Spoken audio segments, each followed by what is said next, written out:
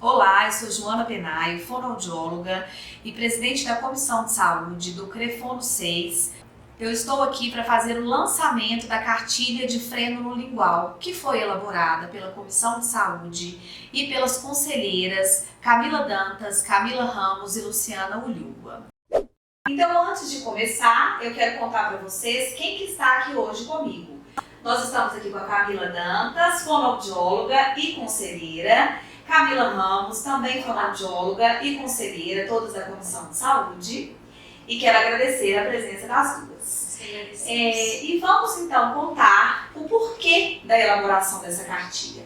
A cartilha de freno lingual ela foi elaborada com o objetivo de conscientizar os fonoaudiólogos em relação a essa avaliação do freno e enfatizar que a avaliação funcional do freno cabe ao fonoaudiólogo. Então vamos aqui conversar um pouquinho sobre esse assunto. Então eu quero saber de você primeiro, Camila Dantas, conta pra gente a quem se destina a cartilha, para quem que ela foi elaborada, quem que é o público-alvo, e aí fica para as duas. Sim, então essa cartilha ela foi pensada para o fonoaudiólogo, tanto da rede pública quanto da rede privada. Então nós trazemos nessa cartilha alguns protocolos validados, isso permite inclusive, quando a gente tem um protocolo validado, permite alinhar o discurso. Quando o protocolo, a maioria dos protocolos eles são baseados em scores, em pontuações. Então quando a gente lê no relatório que a pontuação do paciente foi tanto, tal, eu já sei a que se refere aquela pontuação. Então isso permite alinhar o discurso, né? Principalmente porque hoje, na prática, o que nós podemos perceber? Vários profissionais, quando a gente fala de anatomia, quando a gente vai falar da estrutura, nós temos a odontologia que vai contribuir, nós temos os cirurgiões que contribuem, quando a gente vai falar da anatomia. Então, o nosso objetivo foi, ao fonoaudiólogo, além de entender da anatomia, que nós temos que pensar sobre a fixação, sobre a espessura, então nós temos que pensar no movimento e os impactos que tem para a funcionalidade. Então o fonoaudiólogo, além de contribuir na equipe multi com as questões da anatomia, nós vamos dar nosso diagnóstico de funcionalidade, o impacto que isso está trazendo na função, desde criança até o adulto. Então, o fonoaudiólogo é o profissional que vai dar o diagnóstico. Nós somos os responsáveis por poder falar das funções. Bom, só complementando a fala da Camilinha, hoje em dia existem outros profissionais, além do fonoaudiólogo, que fazem essa avaliação do frênulo, pelo menos a nível de bebê, visto que a amamentação, quando o frênulo está alterado no bebê, isso pode comprometer a sucção, as funções orais de modo geral, mas no bebê especificamente, a sucção, deglutição, e isso acaba impactando no processo de amamentação, no que nós consideramos uma amamentação bem sucedida. Mas, como a Camilinha bem frisou, a avaliação das funções orais é competência do fonoaudiólogo. Os outros profissionais vão fazer mais uma avaliação estrutural da língua, anatômica. Isso, vão avaliar onde o frênulo está inserido, podem até avaliar esse movimento de língua, no sentido de que a língua sobe, porque tem uma parte do protocolo do bebê que a gente avalia a forma da ponta da língua, durante o choro, a elevação dessa língua durante o choro. Então, esses profissionais acabam fazendo essa avaliação. Mas é muito comum também, na nossa prática clínica, dentro da consultoria de amamentação, muitos profissionais, às vezes, pedirem uma avaliação do fono para confirmar aquele resultado que eles obtiveram no teste. Isso é muito comum na nossa prática clínica. Eu acho importante a gente frisar que é exatamente isso. A Mila disse que lá nós vamos ter itens no protocolo que fala da elevação no movimento, como o choro. Mas o fonoaudiólogo, que vai ser o responsável por falar desse movimento na função que é a sucção.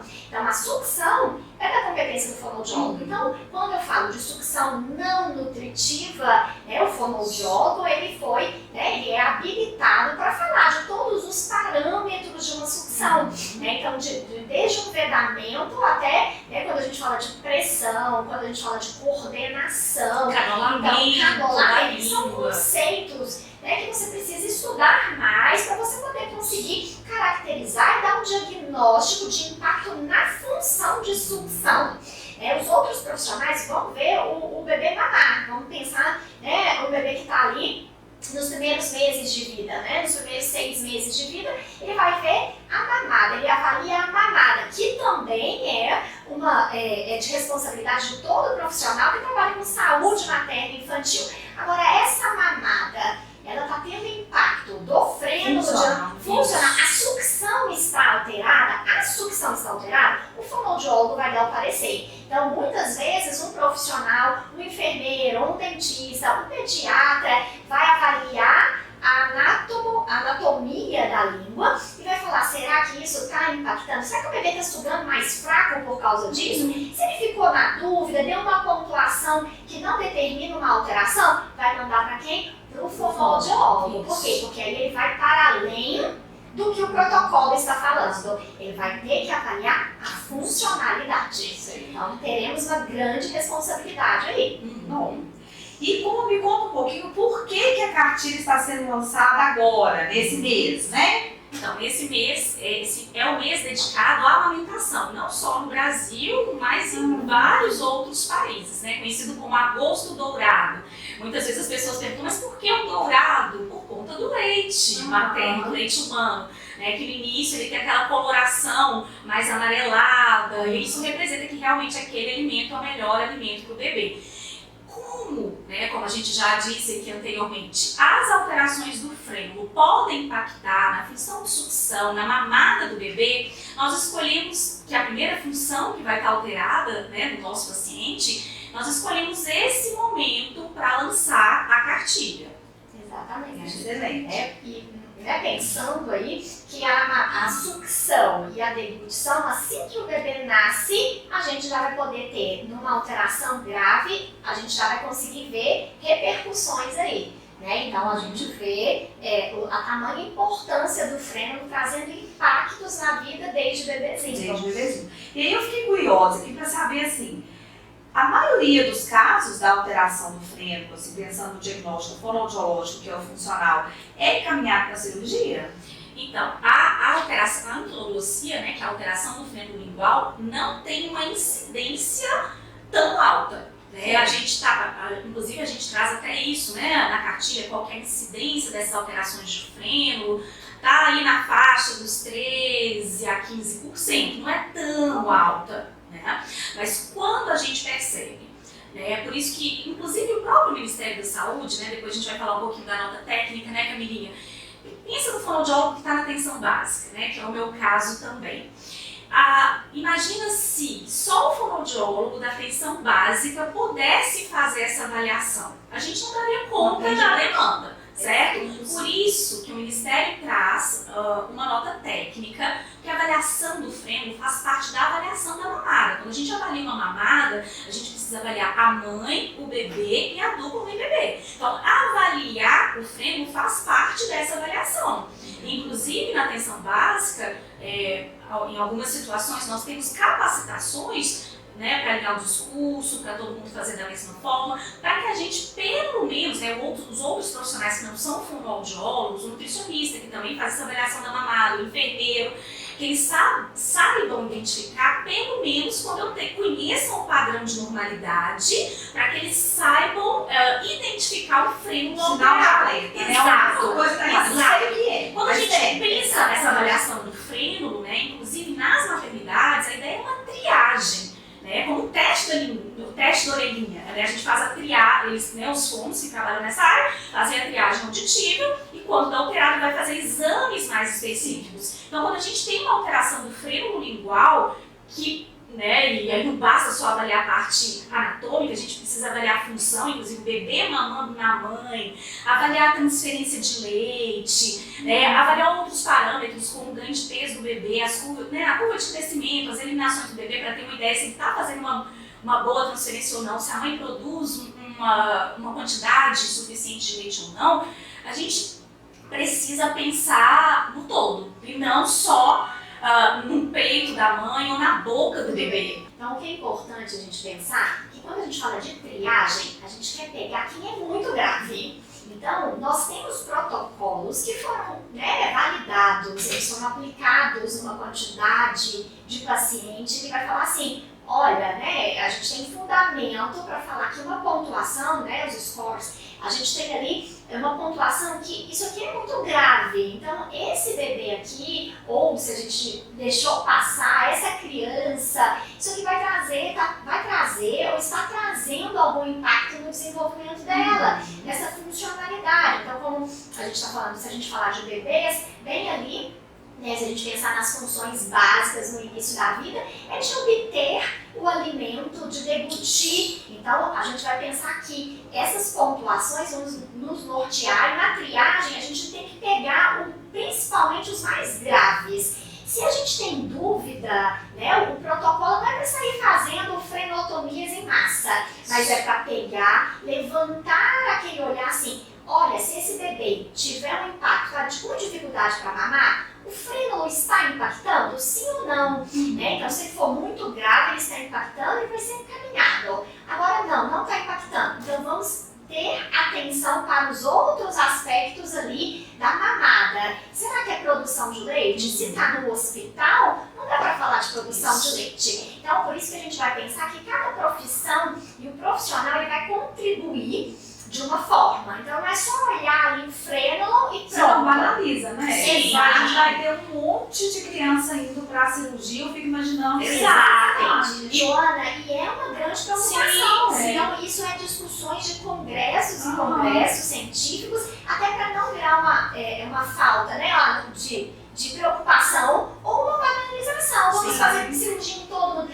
Eu estou na dúvida. Não, se está na dúvida, vamos aplicar protocolos que foram estudados, que foram padronizados, para a gente poder ver. Tem uma pontuação de alteração? Então vamos encaminhar para o procedimento. Está na dúvida? E às vezes, né, Camilinha, a gente não consegue fechar esse diagnóstico com um atendimento. Às vezes a gente precisa marcar um reteste para reavaliar. Vamos pensar no recém-nascido, que essa amamentação ainda não está estabelecida. Talvez ele tenha dificuldade de sugar, não por conta de uma alteração de frênulo, mas porque essa habilidade, apesar da sucção ser um reflexo, ele vai desenvolvendo a habilidade para sugar de forma mais eficiente. Essa mãe vai aprendendo a amamentar de forma mais eficiente, um processo de aprendizado para ambos. Então, às vezes, até a gente que tem experiência fica na dúvida e a gente prefere marcar um reteste para reavaliar essa criança em outro momento. Então, o fonoaudiólogo recebeu a criança, tem dúvida,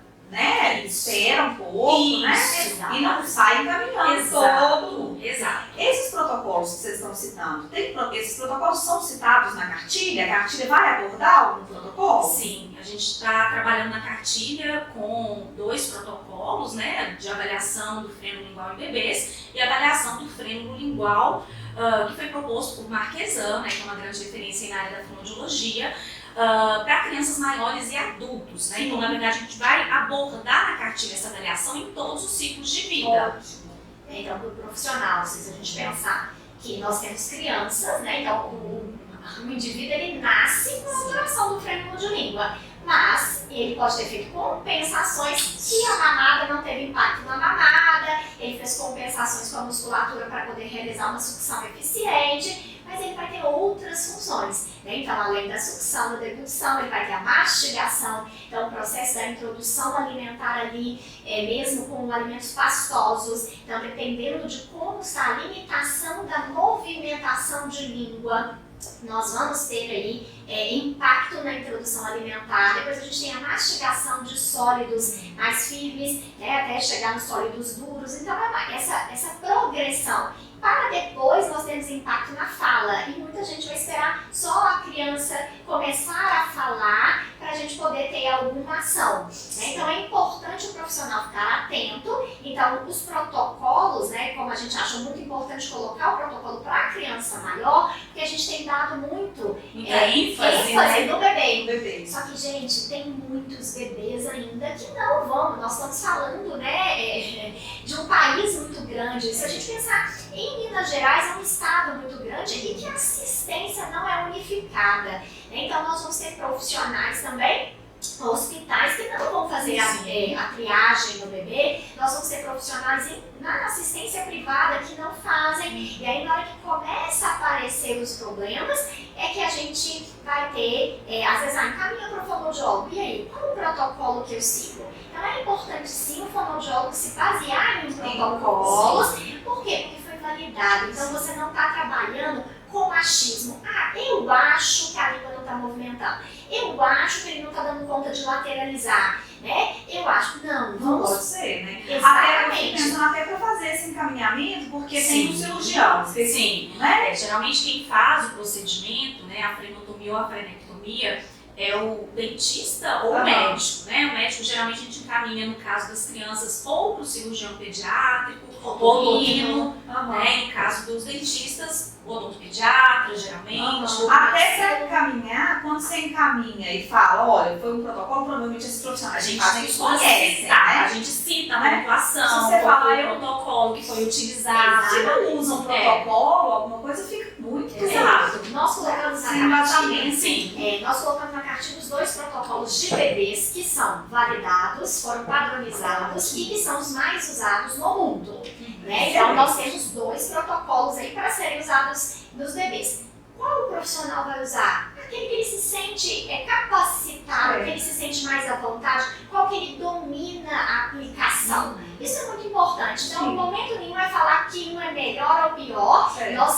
Nós pensamos muito nisso. É acessível. O que é acessível? Os 2 são acessíveis. Então, a gente colocou o fonoaudiólogo, ele vai ter acesso aos protocolos. Ele consegue baixar. Consegue. Então, tem code para que ele baixe o protocolo. Para ele poder ter ali de fácil acesso, né? Mas ele tô na dúvida, ele vai ter as imagens, porque é como se ele tivesse um guia de bolso para poder ajudá-lo. Então, vai ter, né? Então, tá tudo bem colorido ali para ele poder visualizar. E se tiver dúvida, né? Procurar outro profissional para poder discutir o caso. Isso é muito importante, né? Ninguém é detentor de todo conhecimento. Discutir o caso para agir de uma forma que seja aí para uma melhor assistência do paciente, de uma forma ética também, para poder discutir com os outros colegas. Acho que isso é muito importante. Sim. Eu ia até comentar um caso engraçado, sabe, Joana? Porque lá no Atenção Básica a gente atende todos os ciclos de vida, né? Do bebê ao idoso. E às vezes o adolescente chega para a fono, é encaminhado para a fono, porque tem uma dificuldade para beijar.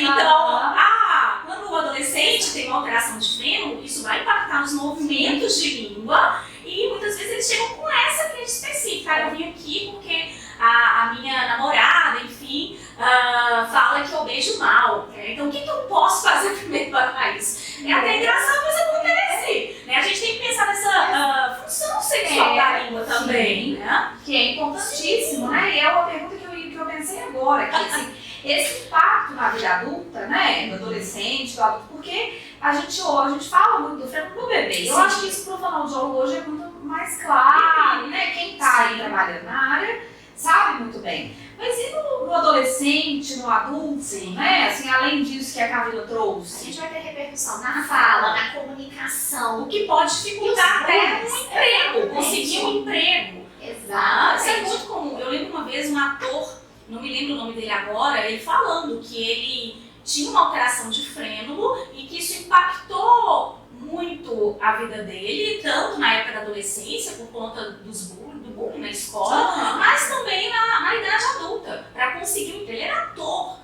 O ator é um instrumento de trabalho dele, é uma boa comunicação. Nós temos relatos, né, assim, o pessoal fala, será que o meu chefe fala que eu tô falando muito rápido por causa disso? As pessoas não entendem o que eu falo, né, então eles acham, às vezes, né, pelas compensações, ele vai ter uma articulação travada, imprecisa, o paciente, né, ele não vai ter uma comunicação clara, então a escolha profissional vai poder ter. Às vezes ele vai até pelo caminho, né? Exato. Pode se inibir Não é um também. bom comunicador. O adolescente vai sofrer bullying, porque depois você vai aprendendo a lidar com isso, alguns sim, outros não, mas isso vai poder trazer um comportamento até, né, de deixar mais retraído. E eu acho até que a gente pensa assim, o que chama de língua presa, né?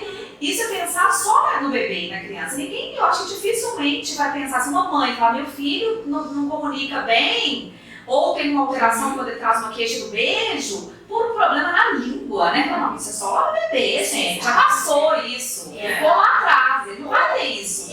Adolescente ou adulto. Sim, então falando assim, ele foi avaliado enquanto criança e não pegou não nada, foi identificado em nada. Né? Então, e assim, é importante falar, que quem avaliou lá quando era criança, ele avaliou errado? Não, às vezes ele estava lá numa pontuação que era limite e agora para mamar estava ok, para fazer a transição alimentar estava ok, mas na hora de falar, articular, evidente. Porque nós temos variações aí da normalidade. É isso que eu ia falar. Eu sei que existem avaliações que não são tão perceptíveis, que são difíceis, né? O tipo do freno, sim. que não é tão visual, né? Existe isso, avaliações mais difíceis de ser feitas. Sim, por exemplo. Pode falar. Eu ia falar o seguinte, que a gente hoje tem falado muito, né, no frênulo submucoso, né, que a gente precisa fazer uma manobra, empurrar a mucosa para trás para que a gente consiga visualizar o frênulo.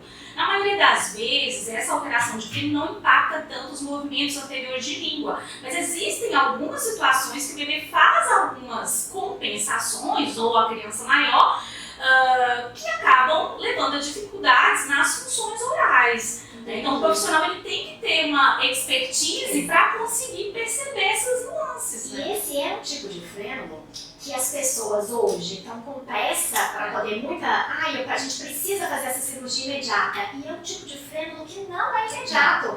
E é exatamente aí que o fonoaudiólogo vai ter um papel muito importante, porque ele vai avaliar a funcionalidade. Talvez ele vai passar super bem pela mamada, ou se tiver algum problema de mamada ali, tem que verificar primeiro se não é uma questão de produção de leite. Da mãe, né? Não é uma causa, um fator associado ao bebê. E é aí que lembra que no início da nossa conversa a gente falou sobre banalização. Então é exatamente esse, um frênulo submucoso, nos protocolos, ele vai pontuar dentro da normalidade. Então o fonoaudiólogo tem aí uma função muito importante. Outro profissional provavelmente não consegue. Não, às vezes vai passar. E vai mandar para. Ou se é um profissional bom, que está entendendo do assunto, estuda, vai falar assim, agora eu tenho que encaminhar para um fonoaudiólogo. Um fonoaudiólogo que vai ver se esse tipo de freno pode estar impactando nesse problema. Né? Então a contribuição daquele profissional terminou ali e agora tem que mandar para o fonoaudiólogo. Por isso, basear-se em protocolos, né, e acompanhar o desenvolvimento da criança é muito importante. Não ter pressa, é aconselhar aquela família, é ter muito cuidado ali, não desesperar, mas acompanhar, né, e estar atualizado. Isso é importante, muito importante, porque senão acaba fazendo procedimentos desnecessários. E eu acho que a própria mãe, dependendo, já deve chegar e falar, meu filho precisa da cirurgia. Hoje, né, com acesso a todas as informações, deve ter aquela mãe que já chega sabendo até qual que é a cirurgia, como ele faz. É a laser? Não, hoje tem, né? E hoje é muito divulgado, né? O Dr. Google traz um monte de informação, né? O que é, qual que é o impacto, o que tem que ser feito. E aí, às vezes, o problema não tá ali, a gente brinca que nem tudo é culpa do freio, né, Camila? Nem tudo é culpa, por isso a gente tem que ter esse olhar ampliado, né? Avaliar tudo, a mãe, o bebê, a gente, para identificar onde está o problema. E um outro ponto super importante que eu acho, quando realmente há uma indicação de frenotomia, importante o fonoaudiólogo reavaliar essa criança. Não é só fazer então, e ele já vai mamar.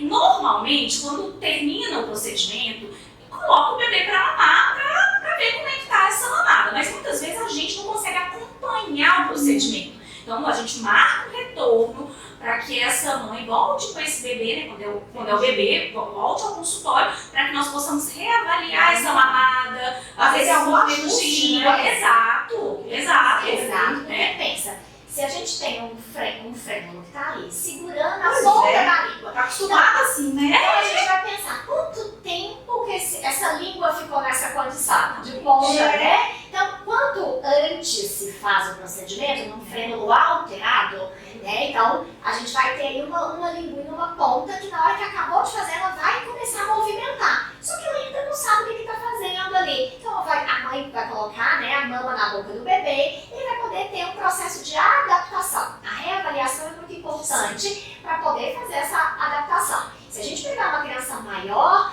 é importante mais importante ainda. Porque vai ter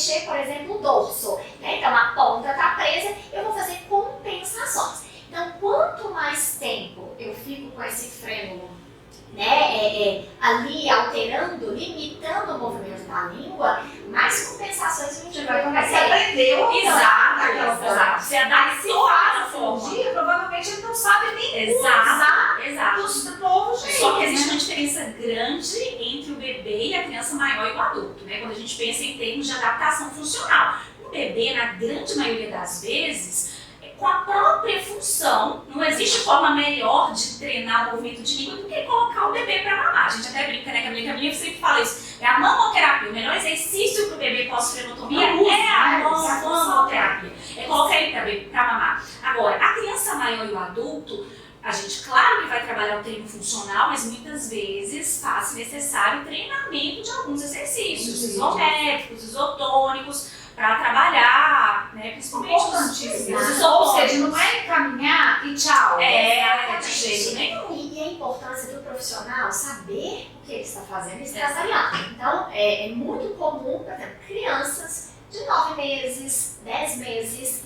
vira a mãe e fala assim, olha, nadou super bem, agora não está comendo. E aí que a gente chega, então eu vim trazer, porque eu acho que é um frênulo de língua que está alterado. Então o profissional vai ter que saber fazer uma boa avaliação. Sim. Quais são as funções para aquela idade? O que eu espero para esse desenvolvimento? Vai além de saber de um frênulo também. E além de saber aplicar um protocolo. Exatamente, Vai porque aí muito eu além preciso disso. saber avaliar o sensório da boca, a movimentação. Então, eu tenho que fazer um protocolo para ver a movimentação daquele frênulo, a fixação, mas a função.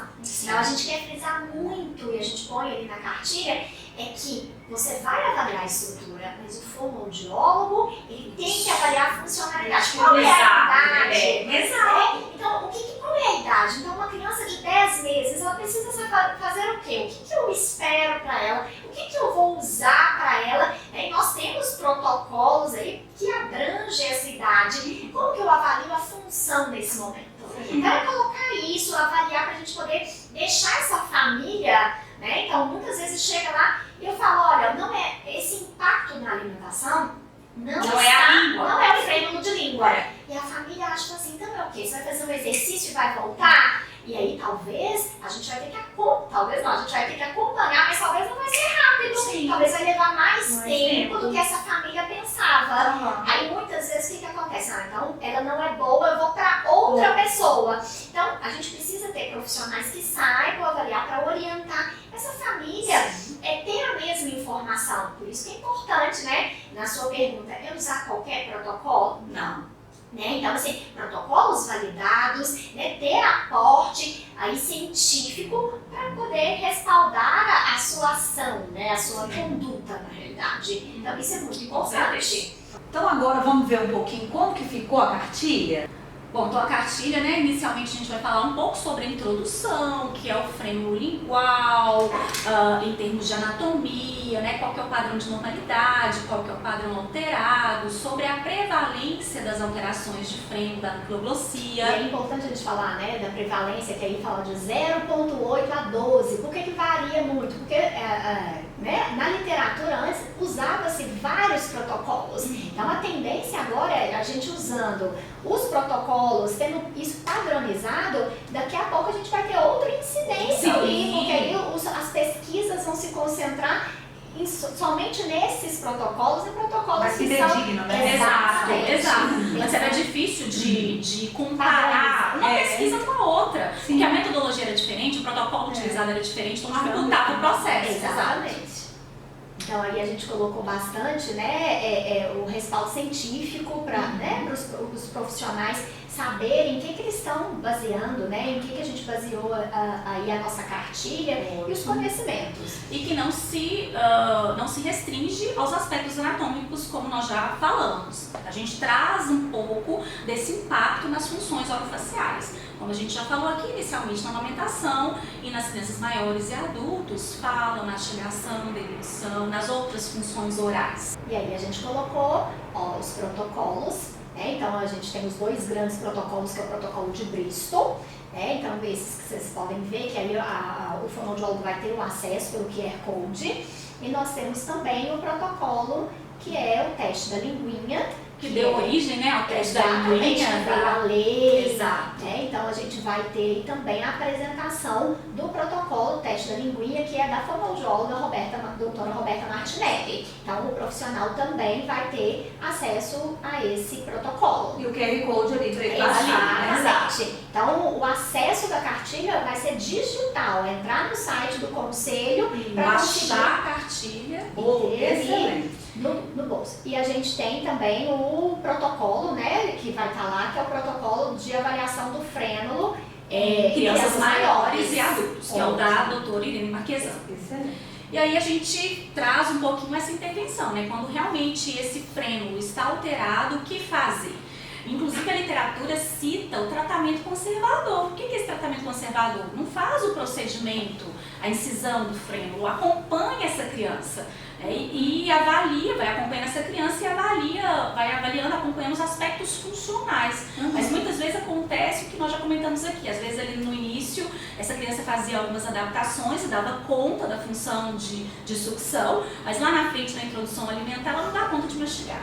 Agora, o que é importante a gente falar, né? Por isso que o uso dos protocolos vai ser essencial, porque se o protocolo já pontuou ali alterado, né? Então o ideal é já fazer a indicação do procedimento. Não adianta, isso é muito importante, não adianta ir para a terapia fonoaudiológica, por quê? Porque a literatura mostra que essa histologia do frênulo É uma alteração estrutural. e que não é elástica, então não tem exercício para fazer no frênulo, vamos fazer Para alongar o frênulo, não alonga. Não tem. Frênulo não alonga. É importante falar, né, o que a Mila disse aqui de acompanhar, principalmente quando tem um frênulo submucoso, quando tem uma pontuação que é limite ali, que está normal, mas está no limite da alteração, acompanhar a funcionalidade. Quando eu tenho um frênulo alterado, né, então por isso que é importante usar os protocolos, porque eles vão nos seguir, né, o fluxograma de segmento aí, porque aí depois, então, de um procedimento, a gente vai reavaliar e vai seguir com o tratamento, que também é com o fonoaudiólogo. Exato. Por quê? Porque nós vamos tratar o quê? A As função. funções que estão Alteradas, exato. Bom, e aí a gente traz, né, a conclusão, falando um pouquinho de, né, um resumão de tudo que a gente falou na cartilha. As referências estão todas aí para quem quiser aprofundar um pouco mais os estudos sobre o frênulo lingual. Então a gente espera, né, que os profissionais realmente utilizem essa cartilha, né, como um guia aí para poder nortear a sua assistência para a prática clínica, para todas as idades. E se o profissional não conseguir, né, falar, olha, eu não tenho muita especialidade nisso, procurar colegas que sejam especialistas, ou para discussão de caso, ou para fazer encaminhamento mesmo, né, termos aí profissionais da nossa própria categoria como referência para que nós possamos discutir ou encaminhar os nossos pacientes. Então isso é muito importante. Tá? Então ficou fantástica a cartilha. Eu quero agradecer a presença de vocês aqui, lembrando que a cartilha foi feita pela Comissão de Saúde, né, do CREFONO, e quem elaborou foram as meninas, a Camila Dantas, a Camila Ramos e a Luciana Ulloa, que não pôde estar conosco, mas que contribuiu também muito aí na confecção desse documento. Em nome do 9º colegiado, né, a gente espera que vocês façam um excelente uso dessa cartilha. Obrigada e até a próxima.